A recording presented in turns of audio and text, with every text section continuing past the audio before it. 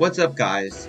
Welcome to another episode of the Medicopolis podcast, where two teenagers discuss medical dilemmas and police them to reach an ultimatum on whether the situation is ethical or not.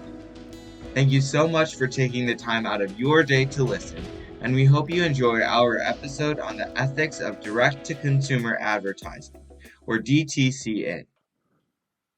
So, first off, what is healthcare monetization? Healthcare has become a monetized market due to the supply and demand that exists for all products and services that fall under the healthcare system. This includes Medicaid, Medicare, and many prescriptions from pharmaceutical to just a doctor's prescription. Only two industrialized countries, the United States and New Zealand, allow direct to consumer advertising of prescription medicines, although New Zealand is planning a ban. The challenge for these governments is ensuring that DTCA, which is direct to consumer advertising, is more beneficial than harmful. Proponents of DTCA argue that it helps to inform the public about available treatments and stimulates appropriate use of drugs for high priority illnesses. But critics argue that the information in the adverts is often biased and misleading, and that direct to consumer advertising raises prescribing costs without net evidence of health benefits.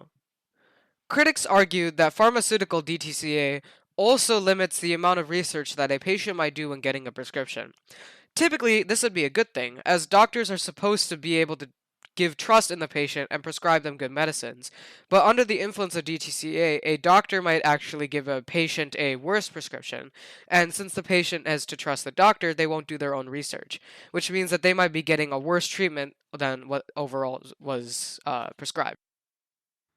So yeah, direct patient marketing is considered technically legal in a few places, but there are certain rules or restrictions that still are currently being held in place for this idea of drug promotion.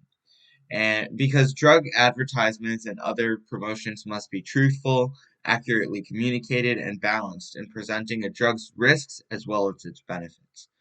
And so drug promotion is considered false or misleading if it promotes the drug as being better or more effective than actually demonstrated, if it implies that a drug is safer or has fewer severe side effects than demonstrated, if it gives a false or misleading presentation of risk information about a drug product, or if the healthcare professional promotes the product as being able to treat conditions that are not approved by the FDA or Food and Drug Administration.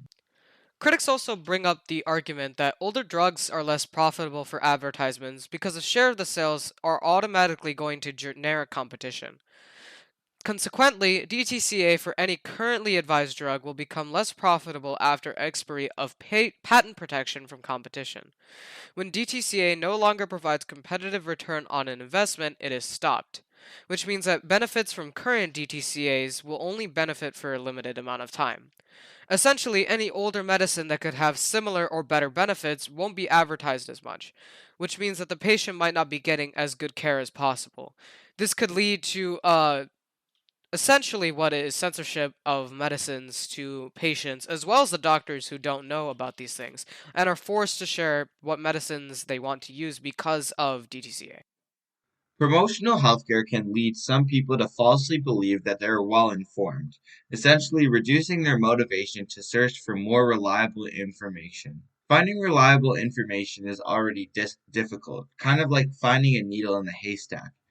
And DTCA just makes this haystack much larger and makes the needle harder and harder to find. The patient's trust in a doctor should not be obstructed by product placement and the message that they give in these advertisements, because it just makes the patient more guarded and it could possibly lead to misinformation that could turn into a misdiagnosis, which is terrible for the patient's well being. Another thing to note is that by obstructing the patient's trust, the patient could find less reliable information due to the fear of being directly advertised to, and therefore try to diagnose themselves, which could potentially cause a lot of health issues in the future. Direct to consumer advertising is often ambiguous and widens the indications beyond those for which the promoted drugs are worthwhile. For example, DTCA may have contributed to increasing unjustified use of antidepressants for young people, because those types of medicines are advertised more towards teenagers and young adults, so they're the ones who are going to use it even more, even if they don't have a proper diagnosis. In general, DTCA is most likely to deliver public health benefits when the condition to be treated is serious, and when the treatment is safe, effective, and underused. DTCA will tend to deliver net losses when the condition is mild or trivial, and when the treatment is potentially dangerous, marginally effective, or overused. For example, net losses can occur if the treatment is some sort of injection, which can commonly lead to net loss because of the potentially dangerous side effects, and because the medicine can't be administered by doctors sometimes, to where it just be between patients, maybe a family member would help them. So in those cases, people are less likely to want to use those types of medicines, which will deliver net losses. It's most likely to deliver gains when its treatment is safe, effective, and underused. Essentially, if the medicine is new and fresh and on the market, people are more often going to try to buy those medicines because they have results showing that they're true. And overuse of medicines can actually block out some of the good effects from patient to patient, depending on how much they've used that medicine. And if the treatment is safe and effective, the patient is more likely going to use it even if they don't have a proper diagnosis or if their doctor prescribes it to them. If the patient sees that something is safe, like maybe a pill or something similar, then they're more likely going to use it even if they didn't get a proper diagnosis, which could lead to its own sort of can of worms because sometimes they might not think they have a problem when they do, or they misdiagnose, and then it's on the fault of the patient for not realizing that the DTCA was there just to promote a product. DTCA is also more likely to deliver health and marketing benefits when a placebo is used. A placebo effect can be triggered by an array of stimuli such as pills, doctors, or devices, and the effect that it has is profound. About one-third of patients report relief from coughs, headache, depression, and other conditions when being given this placebo. A placebo in this case is a weaker medicine that is given to patients or through DTCA that can actually help the patient because their situation or whatever pain they're going through is strictly mental. This is not commonly used, as many pains that a patient could have could lead to a serious diagnosis, so it's always recommended to go to a doctor first, but on the off chance that it could just be the flu, a really weak medicine that is advertised through DTCA, so again through a doctor or through other forms of media, can be directly used to treat the symptoms that the patient had, whether it be like a cough or a headache or any other condition. So again, this is most commonly used for weaker symptoms and is a weaker medicine. So while they say it might have a serious effect or whatever they say, it more likely could just treat a headache or a painkiller that could help relieve the pain until it goes away for whatever small of a symptom it might be. Next, we want to transition to industry-supported education, which kind of falls under this DTCA thing that we've been talking about throughout this entire episode. And essentially, it goes deeper into the doctors and their point of view about DTCA. And there are two main sides to this argument, pro and con, where pro goes more in support of the relationship between doctors and these drug companies. And so they realize that there's a positive relationship between the two, and therefore these people are pro. But some con arguments say that it's better to learn from someone who's an actual expert and not someone that's trying to look like an expert and that's just being paid to teach the patient something. Because this essentially betrays trust and also causes a counterproductive effect to the branding of the company who seeks to promote their product and that doctor who promoted the product. It really makes their image look worse in the public eye. And Saj, while you bring up a good point here, there's actually conflicting information to prove otherwise. There's evidence showing that DTCA can actually improve patient compliance to longer treatment plans and trust in doctors. In 2003, an FDA experiment showed that 54% of patients complied more to treatment plans when DTCA methods were used, as there was an increased trust when an industry or advertisement backed up information that a doctor was saying. Another group of patients claimed to help patients adhere to a regime with their medications. Essentially, Research on the DTCA depends from person to person, and sometimes the advertisements will work by inciting trust with the patient. However, there's obviously research to say that this is not the case, as it could betray trust and cause a potentially counterproductive effect to the branding of the company who seeks to promote their product, and it will look worse in the public eye, as you said. So it really just depends on how the advertising is done, which gets me into the methods that DTCA is used in. Many DTCA methods have also changed and evolved over the years.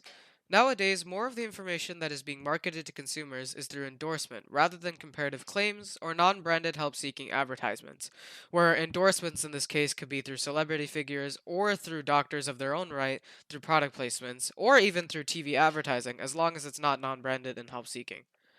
Although beneficial, it must be noted that a continued monitoring on research mediums and advertisements needs to happen in order to make sure that misinformation doesn't come into the front of the media, which was similar to a case where a Facebook ad, which was created to spread misinformation about a certain virus, was approved by Facebook without being screened first. This has brought up many controversies about Facebook screening and targeting their advertisements to different people, as the advertisement that was screened and actually was able to be passed had wrong information and spread misinformation to many people before it was actually shut down. It really did promote misinformation about coronavirus. I remember hearing about that article a long time ago. And when these companies, unfortunately, they don't really have full control over the people and what they produce on their website or social media platform, but it still is misinformation. I'm not sure how much of promotional healthcare it is, but it still is information, and unfortunately, it does cause problems to these people that could be potentially interested in these products. But moving on to the connection between the amount of prescriptions and the pharmaceutical company, there has been research that has been found that doctors who have received money from drug makers related to a specific drug actually prescribe that drug more heavily than doctors without such financial ties. And this is a serious, like, this is a huge problem. I mean, the specific amount is 58% more for those doctors who have received monetary compensation for their advertisements. 58% more prescription rate is just ridiculous. And it shows how much this industry has affected their ability to give a proper prescription and essentially give a proper diagnosis. And this could potentially lead to serious harm to patients and is a serious problem that needs to be addressed head on. And you bring up a good point here because by doing this, they're actually not only spreading harm through their prescriptions, through talking to their patients, but they're also doing harm outside of their industry because they're talking about it even outside of when they're supposed to, even outside their paid promotions and whatever they're supposed to be talking about it, whenever they're supposed to be talking about it. A lot of these cons also bring up the fact that America and New Zealand are the only countries who do DTCA. But the European Parliament has emphatically opposed DTCA in line with the precautionary principle, protecting or denying European consumers depending on one's perspective, essentially. Despite this decision, DTCA is a topic that will probably not go away, especially as the internet has made national restrictions seem increasingly irrelevant, and not taking care or any restriction into what type of medicines a patient should be taking. Internet based research can also back up DTCA methods, though, as many of the same medicines that are researched online are also heavily covered by DTCA methods. It actually becomes an asset to spreading important information about medicines and can help DTCA methods seem more refutable, since more information on the internet backs up a specific point. Which again brings into the point that DTCA is a highly controversial topic. There's a lot of evidence going for and going against internet research DTCA methods as well as their medicines. Along with this internet-based research, it must be taken note that the patient or whoever's researching it must be careful that they're using refutable sources. Otherwise, the research can be misinformed or it can just straight up be wrong, and that could actually end up changing what a patient might want to get or what a patient's medicine might be or what the DTCA would actually end up covering or what research could be done to even promote these medicines in the first place. Well, on that note, we're going to transition over to our case. During August 2021, Dr. Simone Gold talked about the coronavirus at a conservative church in California. During the talk, she kept bringing up misinformation about the topic, including telling people to avoid vaccination. She also brought up several drugs that were not actually approved for treating the coronavirus and also tried to offer prescriptions to the audience for $90 in appointments. And this is kind of where that promotional healthcare aspect comes in.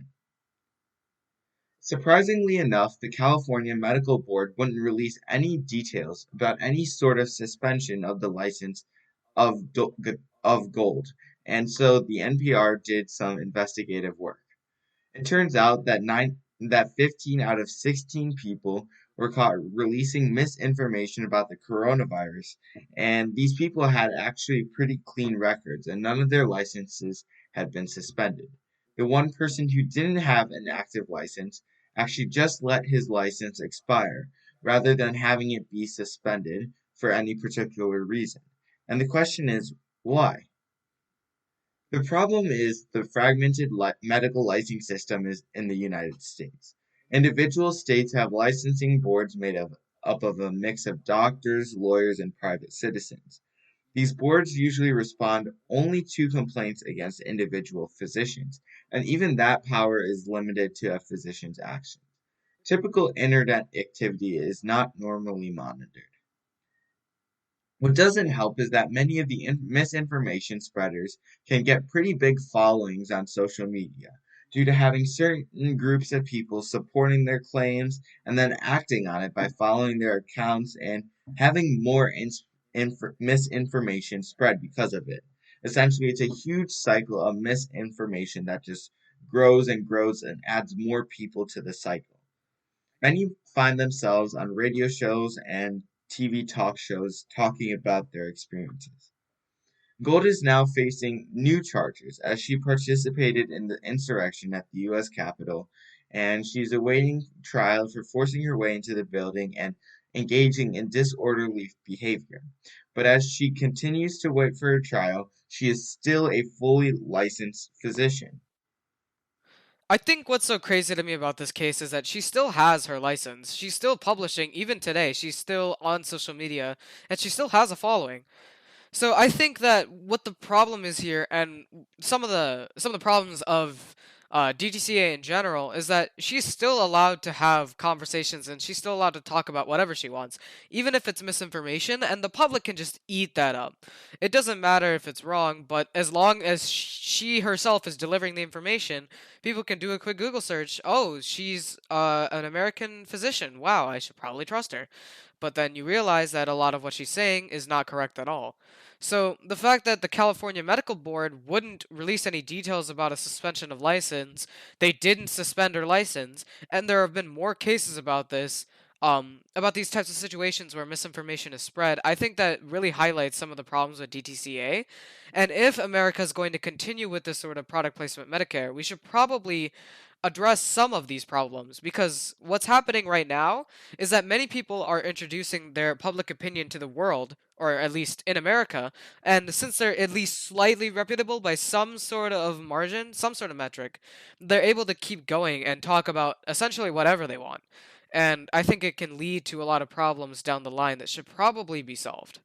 Yeah, and also adding on to that, she literally violated one of those false drug promotion rules that the FDA and the Office of Prescription Drug Promotion had kind of essentially formulated. One of them being where, quote, promotes the product as being able to treat conditions not approved by the FDA, end quote. And she literally like violates that in her promotion of um, these drugs that weren't actually approved for treating the coronavirus. And therefore, I think from an ethics standpoint, as well as this standpoint of like the law, that I think that she should have her license being taken away because she did ethically and legally violate those rules. And even with a fragmented medical licensing system, Saj, kind of like how you were talking about, the California Medical Board, which is made up of doctors, lawyers, and private citizens, they should be able to catch at least some of these cases. This was posted on NPR, and this actually did gain a lot of traction. Simone Gold is, or Dr. Gold is still publishing works to this day. She's still active on social media. And by letting her still, I guess, roam free, for lack of a better wording, she's still able to keep talking about whatever she wants to, and she hasn't faced any repercussions, at least not any major ones that are of note. And the boards, for what we've heard of, the boards don't typically monitor internet activity, which could lead to a lot of risks, especially in the future, because internet activity is going to be one of the major forms of DTCA in the future. I think that's pretty obvious with a lot of the other mediums of information. They're all sort of converging to the internet. So by letting physicians spread rumors or even just misinformation in general on the internet, not monitoring that is a serious thing that needs to definitely be addressed. But I think that just about wraps it up. So that was our fifth episode. Thank you guys so much for listening to the Medicopolis podcast. Sajin and I have actually come to the decision that episodes should be every other week now, so as to keep them as information packed as possible, and deliver the best content as possible to you guys. So we hope you all stay tuned for our next episode in 2 weeks, and as well as what is to come in the future.